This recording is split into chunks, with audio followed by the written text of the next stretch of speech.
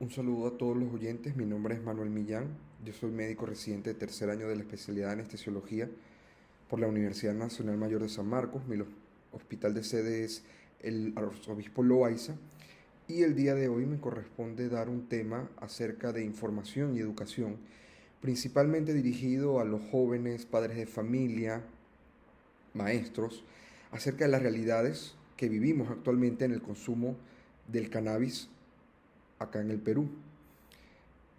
Actualmente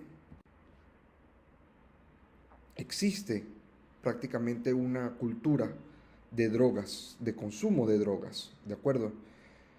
Estamos bombardeados de mucha información por las redes sociales, televisión, películas, música, donde prácticamente se ha normalizado lo que es una cultura de drogas. Esto me lleva a que haya una menor recepción del riesgo que proviene de consumo de sustancias ilícitas, pues en este caso que vamos a hablar el día de hoy sobre el cannabis, y también el alta disponibilidad de esta sustancia para ser consumida. Esto precipita, aunque incremente el consumo de esta. Vamos a iniciar dando unas definiciones acerca de este tema, pues, y cuál es la importancia de evitar en nuestra juventud, en nuestra población en general, en nuestra comunidad, un poco para alertar acerca de lo que sería el consumo indebido de esta sustancia. Primero vamos a definir el término adicción. El término adicción tiene que ver con cualquier sustancia o proceso que ha tomado nuestras vidas y sobre la cual no tenemos control. Cualquier cosa por la cual sentimos que nosotros tengamos que mentir a nuestro entorno, a nuestros padres, a nuestros amigos, donde hay una dependencia a alguna sustancia o algún tipo de proceso. Este concepto coincide muy bien con lo que vamos a hablar el día de hoy acerca del consumo del cannabis, puesto que en sí el consumo de drogas en general, pues cigarrillos, alcohol, otras sustancias estupefacientes, van a precipitar lo que es un proceso de adicción. Cuando una persona ha consumido durante mucho tiempo, en cantidades bastante importantes, tienen el peligro de desarrollar este tipo de adicciones. Y entonces nos preguntamos, ¿qué pasa cuando una persona pues tiene una adicción? Pues en este caso, ¿no? Estamos hablando de las drogas, particularmente del cannabis. Normalmente van a ser personas que van a estar en un estado de negación. Ellos no van a reconocer que tienen un problema, que están pasando por una situación difícil con el tema de las sustancias ilícitas, ¿no? Van a ser personas con sentimientos fríos, con muchos sentimientos sobre control de la vida de los demás, de su entorno. Normalmente van a exteriorizar confusión, temor, van a ser personas que van a ser rígidas física, emocionalmente, también muy propensas a desarrollar depresión y también algún tipo de lo que sería sentimientos de inferioridad o, en el lado contrario, grandiosidad, solamente por el hecho de que van a consumir este tipo de sustancias, ¿no? Pérdida de la personalidad, van a ser personas que van a estar muy centradas en sí mismos. Entonces vamos a definir qué son las drogas. La droga va a ser cualquier sustancia, ¿ok? De naturaleza química, de naturaleza, digamos, natural, valga la redundancia, la cual su consumo va a afectar el funcionamiento normal del cuerpo y de cada uno de los órganos y sistemas que componen nuestro cuerpo humano. Por ejemplo, también se van a afectar la mente, el sistema nervioso, el comportamiento y los sentimientos. Es por eso que nosotros debemos hacer conciencia.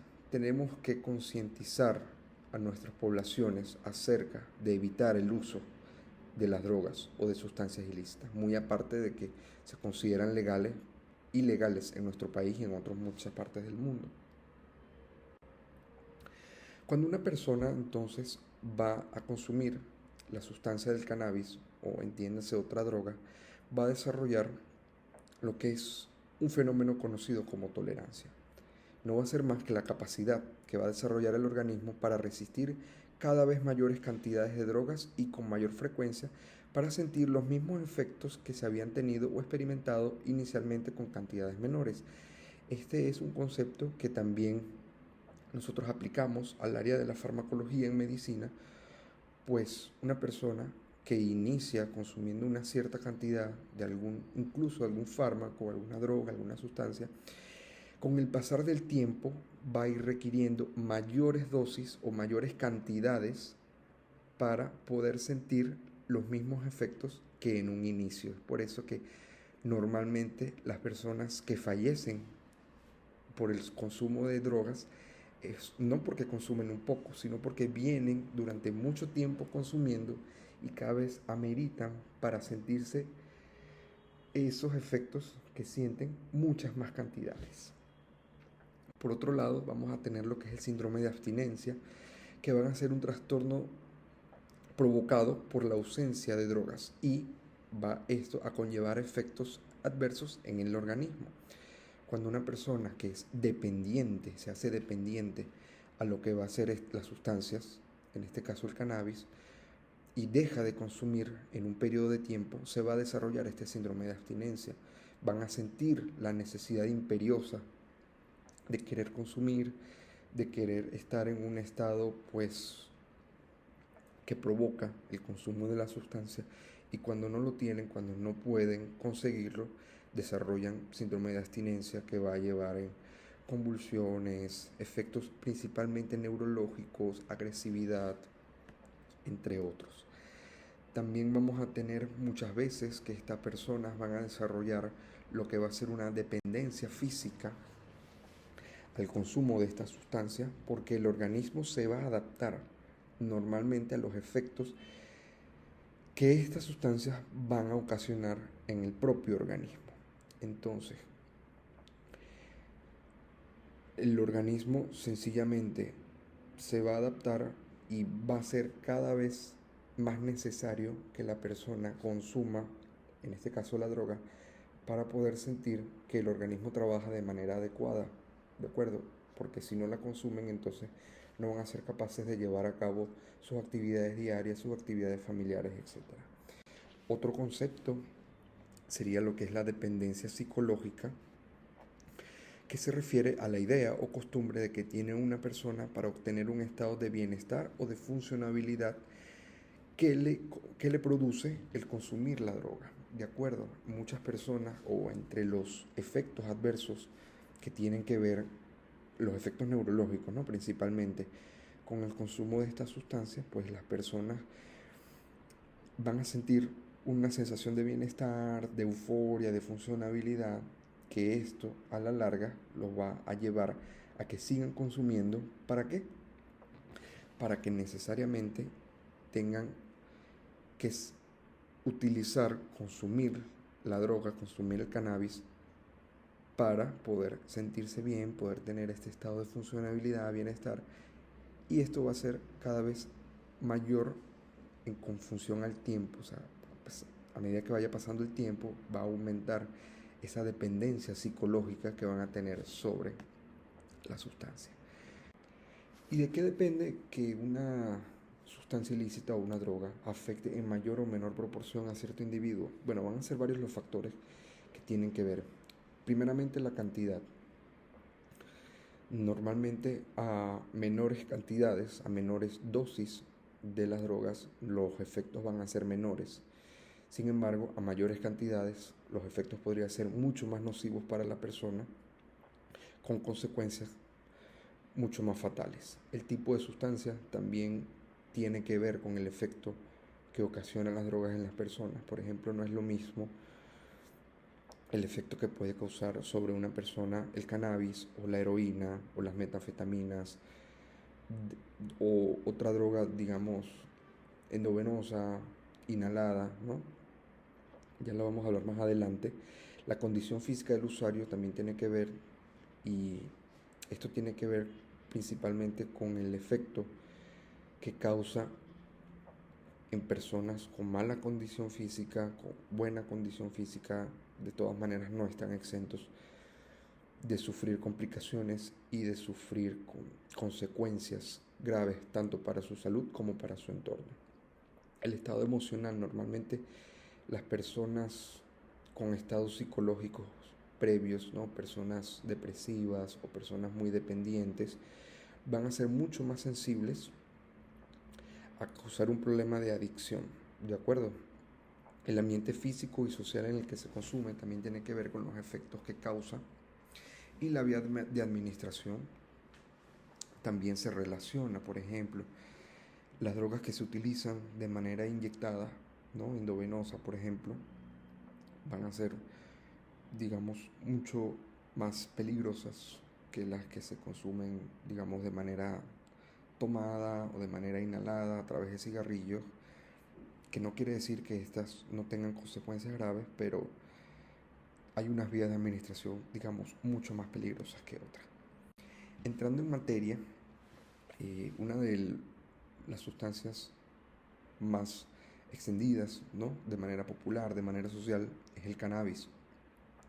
Este se va a producir a partir de los capullos, el flor y las hojas secas de la planta de cannabis. Estas son dos de las presentaciones que podemos ver acá, ¿no? La hoja.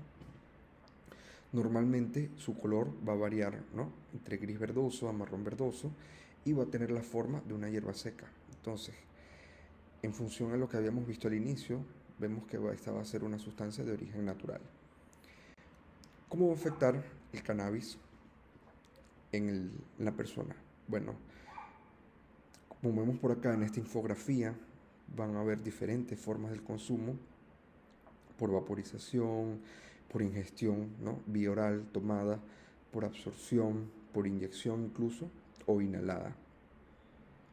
Normalmente va a tener consecuencias a nivel de lo que es la memoria y el aprendizaje, las funciones cognitivas de las personas, ¿no?